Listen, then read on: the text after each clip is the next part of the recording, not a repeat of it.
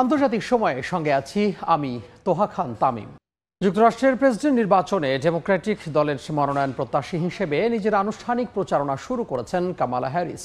মঙ্গলবার উইসকনসিনের মিলওয়াকিতে নির্বাচনী সমাবেশে তিনি বলেন, রিপাবলিকান প্রার্থী ডোনাল্ড ট্রাম্প ও জেডি ভ্যান্স গণতন্ত্রের জন্য হুমকি। কামালা মনে করেন মার্কিন জনগণ তাদের বিরুদ্ধে ঐক্যবদ্ধ হবে এবং ডেমোক্র্যাটদের বিজয় নিশ্চিত করবে। যুক্তরাষ্ট্র থেকে হাসানুজ্জামান সাকির রিপোর্ট। গেল সপ্তাহে যেখানে রিপাবলিকান দলের জাতীয় সম্মেলন আয়োজিত হয়, নির্বাচনী ব্যাটল গ্রাউন্ড হিসেবে পরিচিত সেই দোদুল্যমান অঙ্গরাজ্য উইসকনসিনের মিলওয়াকিতে প্রেসিডেন্ট প্রার্থী হিসেবে নিজের প্রথম প্রচারণা শুরু করলেন কামালা হ্যারিস। নির্বাচন থেকে সরে দাঁড়িয়ে ভাইস প্রেসিডেন্ট কামালা হ্যারিসকে ডেমোক্রেটিক দলের তার মনোনীত প্রার্থী হিসেবে ঘোষণা দিয়েছেন মার্কিন president Joe Biden. Kamala president পদে মনোনয়ন জয়ের জন্য পর্যাপ্ত ডেমোক্র্যাট প্রতিনিধিদের সমর্থন অর্জনের একদিন পর আনুষ্ঠানিকভাবে শুরু করলেন তার এই নির্বাচনী প্রচারণা। প্রতিদ্বন্দ্বী ডোনাল্ড ট্রাম্পের সমালোচনা করে সমাবেশে কামালা হ্যারিস বলেন, ট্রাম্প কেমন ব্যক্তি তা মার্কিন জনগণ জানেন। তিনি যুক্তরাষ্ট্রকে পেছনে নিয়ে যেতে চান, তাই সাবেক প্রেসিডেন্ট রিপাবলিকান এই প্রার্থীর বিরুদ্ধে দেশের মানুষই ঐক্যবদ্ধ হবেন। I am so very honored and I pledge to you I will spend the coming weeks continuing to unite our party so that we are ready to win in November. মঙ্গলবারের এই প্রচারণা ছিল অভূতপূর্ব। ডেমোক্র্যাটদের মধ্যে ফিরে আসে প্রাণ চাঞ্চল্য। উইসকনসিনের গভর্নর, সিনেটর ও কংগ্রেসম্যানরা সবাই এদিন কামালার সমর্থনে প্রচারণায় অংশ নেন। তারা বলেন, ট্রাম্প ও তার রানিং মেট ভ্যান্স গণতন্ত্রের জন্য হুমকি। আইনের চোখে দোষী সাব্যস্ত একজনকে মার্কিন জনগণ কখনো সমর্থন করবে না। 19 আগস্ট ইলিনয়ের শিকাগোতে ডেমোক্র্যাটদের জাতীয় সম্মেলন অনুষ্ঠিত হবে। সেখানে প্রার্থিতা চূড়ান্ত হলে কামালা হ্যারিস হবেন প্রথম কৃষ্ণাঙ্গ নারী ও প্রথম এশিয়ান আমেরিকান যিনি যুক্তরাষ্ট্রে একটি বড় রাজনৈতিক দলের নেতৃত্ব দেবেন। ডেমোক্রেটিক ন্যাশনাল কমিটি জানায়, সম্মেলনের আগে 7 আগস্টের মধ্যে দলের প্রেসিডেন্ট প্রার্থী নির্ধারণ হতে পারে। মার্কিন প্রেসিডেন্ট জো বাইডেন বুধবার কমলা হ্যারিসের সমর্থনে একটি আনুষ্ঠানিক বক্তৃতা দেবেন। এদিকে ট্রাম্পের সঙ্গে কমলা হ্যারিসের প্রথম বিতর্কটি নিয়ে উৎসুক মার্কিন জনগণ, তবে সেটি কবে হবে তা এখনও নির্ধারণ হয়নি। হাসানুজ্জামান সাকি, সময় সংবাদ, যুক্তরাষ্ট্র। কোভিড মুক্ত হয়ে ওয়াশিংটনে ফিরেছেন মার্কিন প্রেসিডেন্ট জো বাইডেন। স্থানীয় সময় বুধবার রাতে জাতির উদ্দেশ্যে ভাষণ দেবেন তিনি। প্রায় এক সপ্তাহ ডেলাওয়্যারে নিজ বাড়িতে আইসোলেশনে ছিলেন বাইডেন। হোয়াইট হাউসের চিকিৎসকরা জানান, মঙ্গলবার কোভিড পরীক্ষার ফল নেগেটিভ আসে প্রেসিডেন্টের। করোনা আক্রান্ত হওয়ার পরই আগামী প্রেসিডেন্ট নির্বাচনী দৌড় থেকে সরে দাঁড়ানোর ঘোষণা দেন বাইডেন। একই সঙ্গে ভাইস প্রেসিডেন্ট কামালা হ্যারিসকে ডেমোক্রেটিক দলের প্রার্থী হিসেবে মনোনয়নের জন্য সমর্থন জানান তিনি।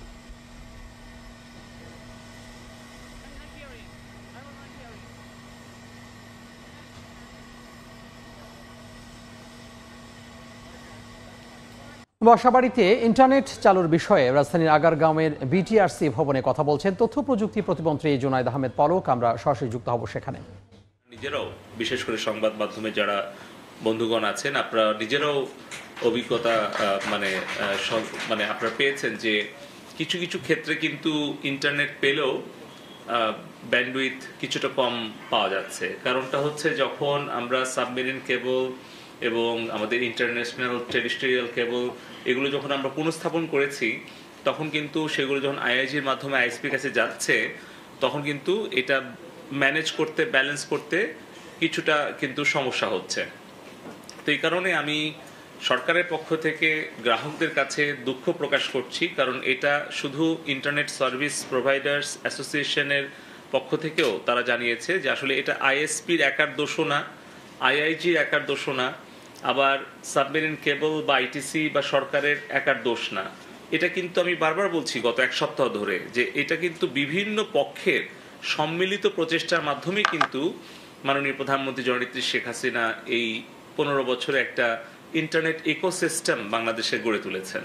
তো আমরা এই সংকটকালীন সময় আরো উপলব্ধি করতে পারলাম যে আসলে প্রত্যেকেরই কিন্তু এখানে আসলে ভূমিকা রয়েছে।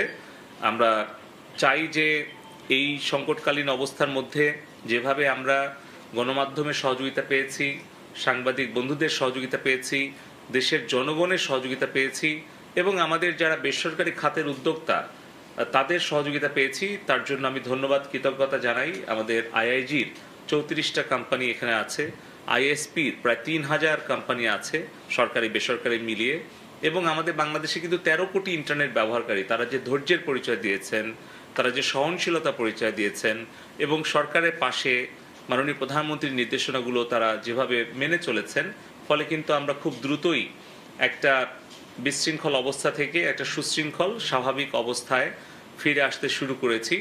এবং আমরা প্রত্যাশা করি সরকারের পক্ষ থেকে আমাদের দেশের সকল জনগণ অত্যন্ত ধৈর্যশীল সহনশীল থাকবেন, এবং আমরাও সরকারের পক্ষ থেকে আমরাও সংবেদনশীল থাকব, যাতে করে এই পরিস্থিতিটা আমরা দ্রুত স্বাভাবিক অবস্থায় ফিরিয়ে আনতে পারি।